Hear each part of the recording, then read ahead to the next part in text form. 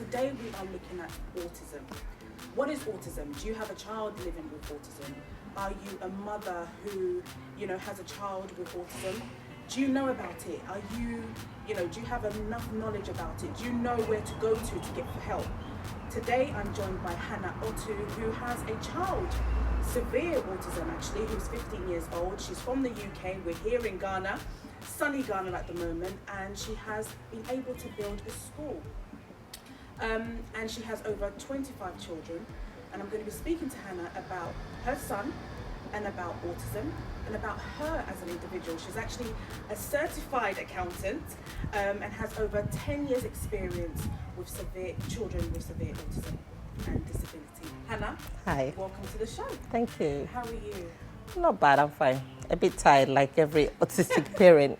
Yeah. Always, what can you do? Yes. Reyo, your story touched me. I mean, I've known you for a little while. We actually met on the plane, didn't we? It's true, initially. Initially on the plane. That's right. And you told me about what you were doing. You set up your school in 2014. Yep. Right? But let's go back a bit. Let's talk about your son, who's 15, Rex. You said that you kind of noticed some changes at the age of 2. What exactly did you notice? Well, he wasn't saying the normal mama or dada. And what we saw was that he normally used to go like that and spin around a lot. He was a bit more hyperactive than the sister because I had my daughter before. Okay. So he kept running around, jumping on chairs and tables. So we saw that a bit of more activity, but a bit more of this spinning. Yeah, which you think, why is he just looking at his hand and spinning? So that was the initial problems that we saw, not verbalizing. So we decided to take him to see the GP and then the health visitor, who then transferred him to see a pediatrician. So that was when they thought he would be autistic. So what tests they run to actually confirm that he's diagnosed? Well, in the UK, they do have a very good system running. So when the pediatrician thinks your child has autism, then they will take them to a center, which we did go for about 8 weeks. So there you have a speech therapist, you have a consultant pediatrician, occupational therapist, and a whole team. So over the 8 weeks, they study him on various aspects, and they use their various, that is a medical team, they did it. And there he was, after the 8 weeks, he was diagnosed as severely autistic, with severe communication difficulty as well, yeah. And was the communication between yourself and the doctors, was it good? Do you think that they helped you through the process? I would say in the UK, it's very good.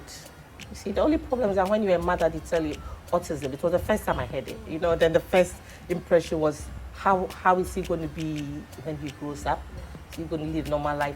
I think they try to explain things as much as possible, but I did not understand it back then as I do now. What did you think it was back then? What was your understanding when they said autism? Well, they tell you it's developmental disability, problem with social communication, interaction, imagination. And I tell myself, what is that? You could see that the child, when you call his name Rex, he's not looking at your face. He wouldn't respond. So I was looking at all those things, but I really understanding what social imagination is. It took me about 4 or 5 years after to understand what the whole concept was about. But you definitely see your child not interacting. He'll be doing things on his own, running around the house, not doing things like not playing with other kids as well.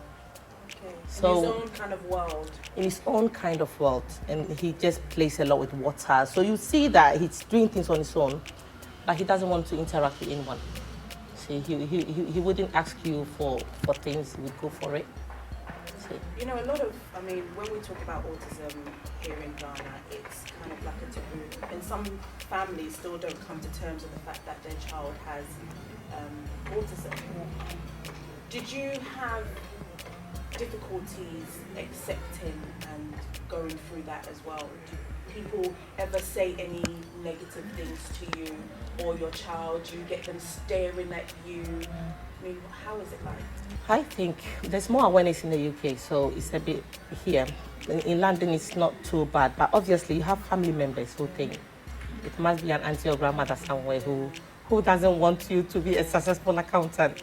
So they give you this problem as a case. So family members were saying that. For me, initially, when the doctor said it, I think I was a bit in denial. That or not, because your child looks perfect outside. With autism, they're not in wheelchairs, they're physically able. And Rex was such a lovely, handsome young man. So I was telling myself, maybe it's not true.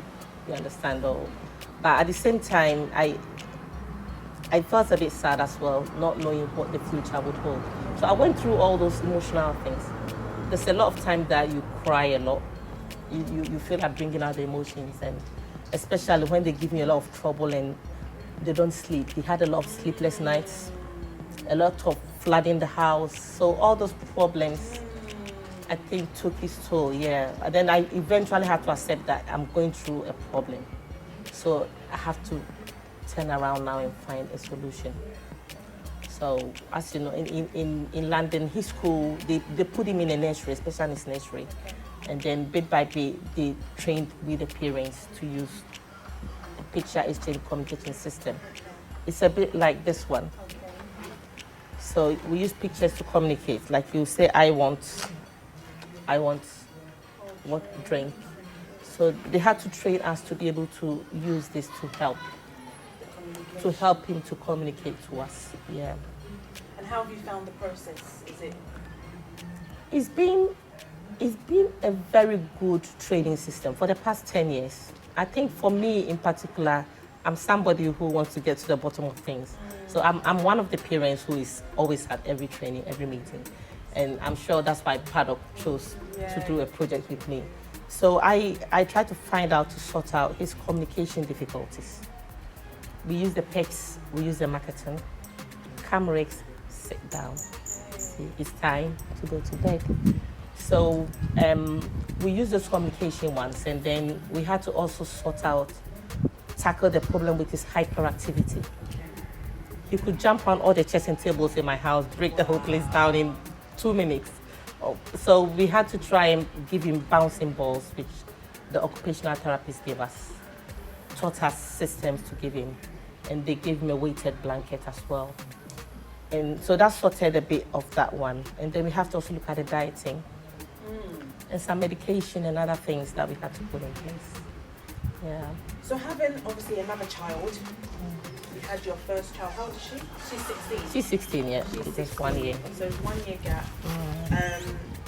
Do you think that she hasn't had enough attention as maybe Rex is getting? Do you think? Yeah. And how does she feel? How does she cope as a 16-year-old daughter and mummy's attention, mummy and daddy attention is all around Rex? That's one of the big problems, and I feel very sad because we didn't realize the problem until she got to her teenage years, and she was saying everything is Rex, nobody cares about me. So she was then able to open up and tell us when she was younger, when all the attention was on her brother. Although she still loves her brother, because she was the one who helped me to use the picture system. But you see that she gets called up in her own shell. So she's so addicted to her tablets and stuff. That's one problem. And later we had to try and pay attention to her as she was reaching her teenage years, because then she was also becoming emotional and nobody cares about her. Is there a lot of hospital appointments? Is there what goes into? For autism, there's a lot of therapy appointments. You go for to see the pediatric, because the organization Childhood Adolescent Mental Health Service. We had to go there a lot because my son wouldn't sleep. So there's a lot of appointments, and also the problem is when we have to go to a playground or a park on the weekends. I cannot go. Parties, I cannot go. And then my daughter is upset because I can't take Rex. He's going to disrupt everything. So you see that you lead a totally different life. And then with all the appointments, we have to drag her as well. So the whole family, it's a different lifestyle. And I think my heart goes to every family that has a special needs child, be it severe as well. We're doing an amazing job. Yeah, definitely. You're I have amazing to mothers. speak And the truth. so, you, I mean, qualified accountants, do you ever actually get to do any accounting stuff? I'm saying, honestly, when they were babies, I used to put Rex on my lap I try to submit company accounts. I used to do it at home. I'm still doing it. I'm still practicing self-employment. I do it part-time because that's all that you can do, really. You can't work full-time. So, yeah, I still work about 2 days a week. We're going to go for a commercial break. We'll be right back. Imperial Homes Ghana and Great Britain has carved a niche for itself within the real estate industry as the premier provider of luxury homes in Ghana and England, with a mission to provide safe, good value, modern housing and personalized estate management services to its clients and customers. All our homes meet the Lifetime Home Standard, as well as the highest standards of engineering excellence. Goober Card welcomes you to the land of gold, Ghana. The Goober Card is a unique loyalty card which gives you the opportunity to enjoy discounts of up to 40% on goods and services.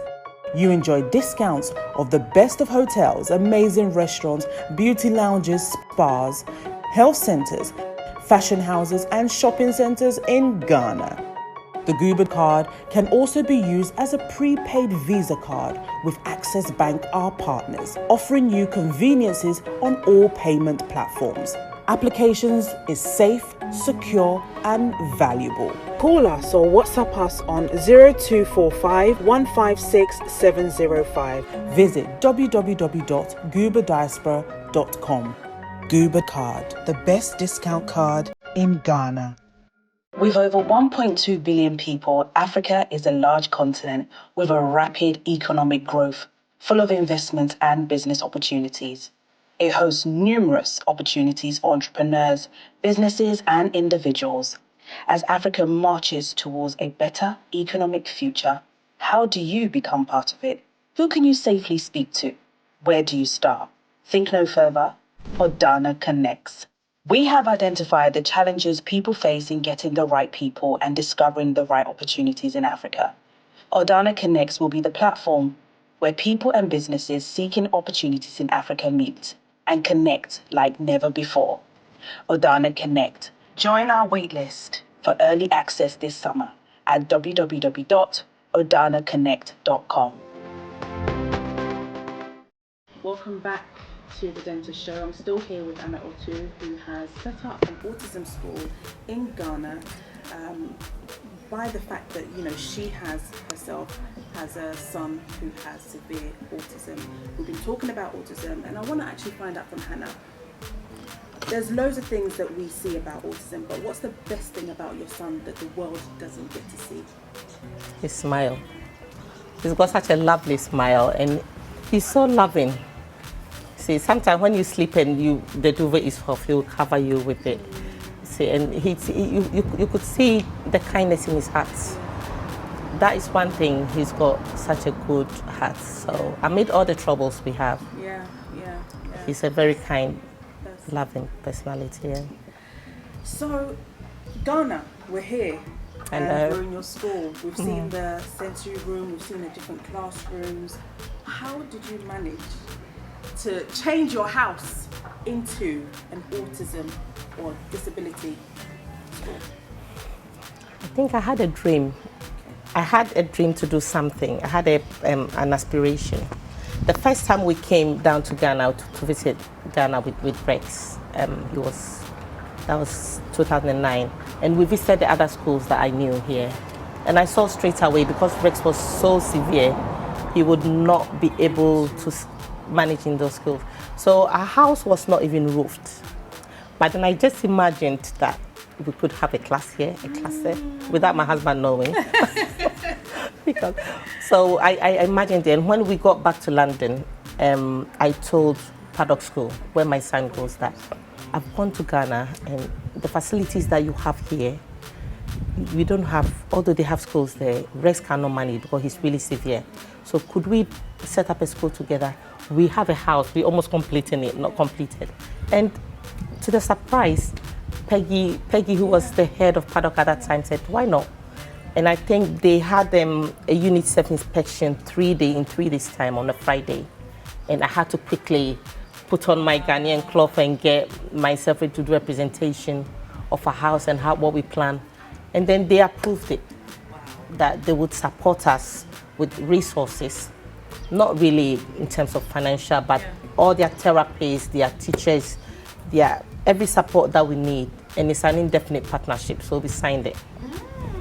So that was, back then in 2010. And so through that, Paddock also became the first school ever in Europe and UK to have the UNICEF Tier 2 because of the support. And it was amazing. They were moving sites. So we had to ship everything from the old site, from table to chairs to resources. Yeah. So do they come to the UK to train your staff? How does that? Every year, Paddock, we have a team of Paddock teachers, either 2 teachers or therapists. Every year they come to Ghana since 2010. They've been coming every year to train the staff. And this year, we had 2 specialist teachers come. We've had 3 speech therapists, occupational therapists, a lot of specialist teachers have been coming to train the staff here. So I'm yet to take any of my staff from Ghana to see Paddock, and that's what we are trying to work hard on, So it's been an amazing journey. Every time my husband says, oh, our house is turning into a school, but it's lovely to see kids benefiting, having the UK standard on Ghana soil. So what do you provide, what service do you provide to the children once they're here? When the kids come here initially, we have to assess them. Because most kids in Ghana, they could be 10 years or 8 years or 9 years. They haven't had any support. So we assess them first. As you know, with autism, they would not have communication. Some of them don't. Some of them are able to communicate, but so they need speech therapy. And we provide speech therapy as well. So we use the PEC system, the Makaton. Speech therapists in Paddock School support us with all the resources that we need. And then they also need occupational therapy. Occupational therapy deals with most children with autism have sensory issues. If I say sensory, the sounds become so loud for them, and then they see all their brain takes all the information, they have an overload, and that makes them very hyperactive. So we have our sensory room and our ballroom that we try and release some of that overload. And also most of them have gross motor, they're balancing, they can't walk properly. We use the therapy room. Some of them have fine motor skills, they can't really hold things all right. So we use all that therapy as well to help them. And most kids who really cannot sit down at all, the school is set up in a system like Paddock. We call it the TEACH system. The TEACH system is a system that is a structured system. So when they come in, they're a bit confused, they're not sitting down. We slowly take them 2 minutes, 5 minutes, until they follow the system. Once they follow the system, then you can start teaching them. So you have 3 sections in your, we do have, actually it's 4, but we do have Diamond class, which is for the severe autistic kids. Those who are non-verbal and can't sit down at all, who need a lot more inputs. And then we have Sapphire class. That's for the younger ones from maybe 3 years to 6 years, but they are more able maybe to communicate. And then we have Pearl class. That's the big boys.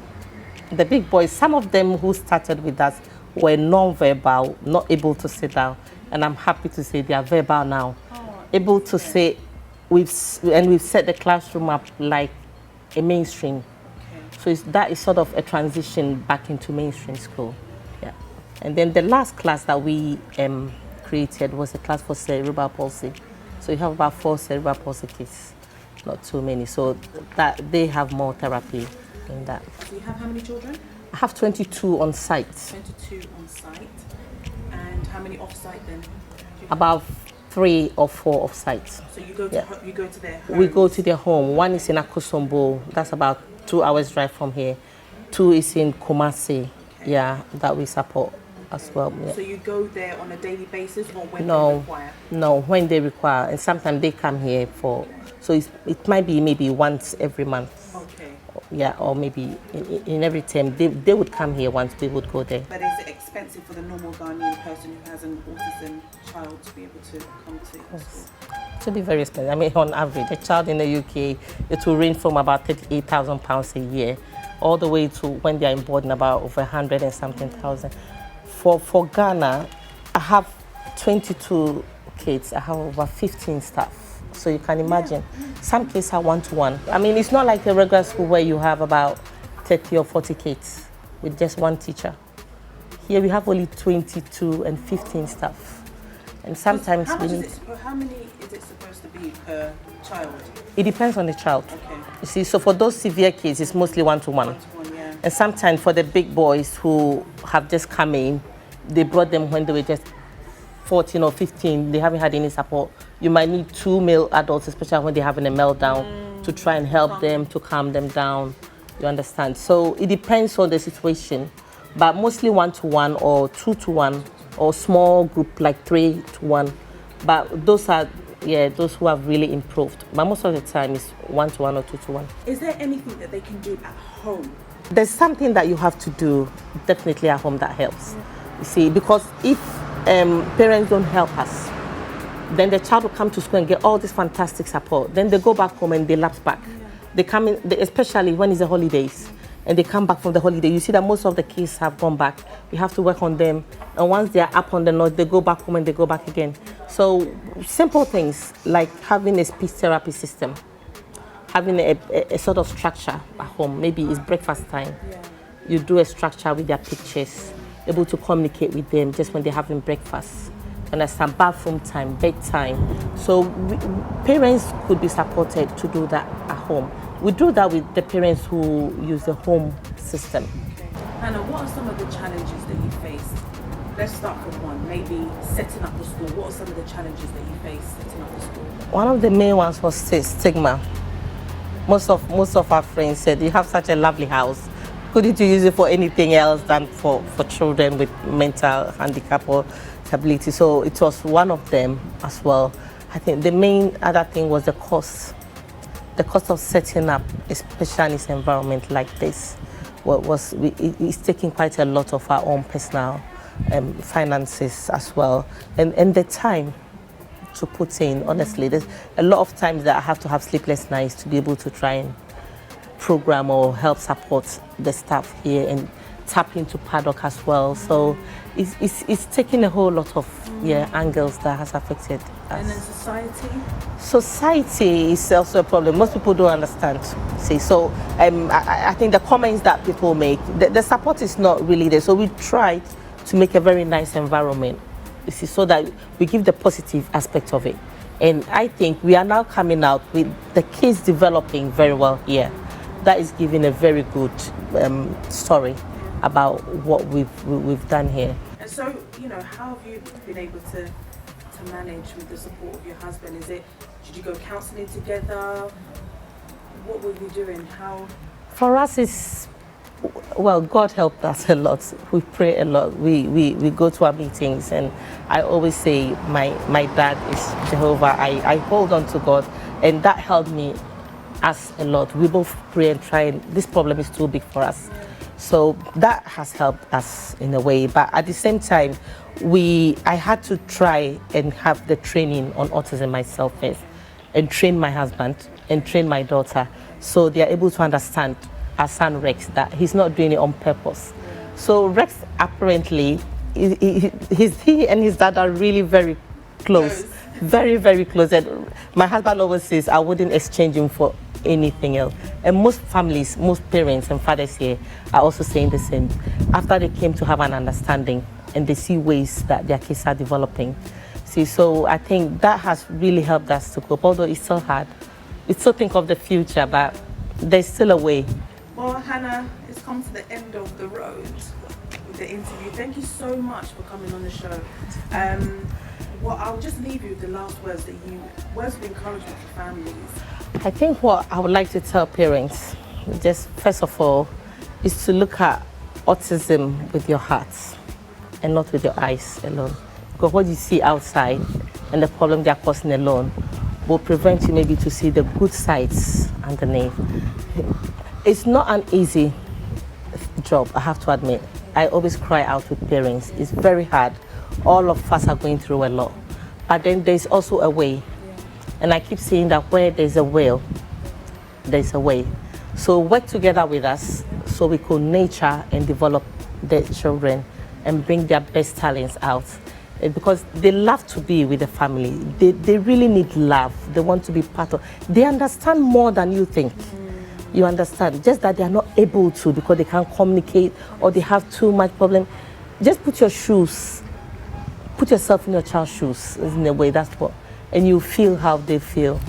You understand? And through that, we'll be able to draw and work out with them, develop the best in our children for the family, for the community, for the society, for the country, and for the world. Thank you so much, Anna. You're welcome, and thank you. Like she said, look at autism with your heart and not your eyes. See you next week. God bless.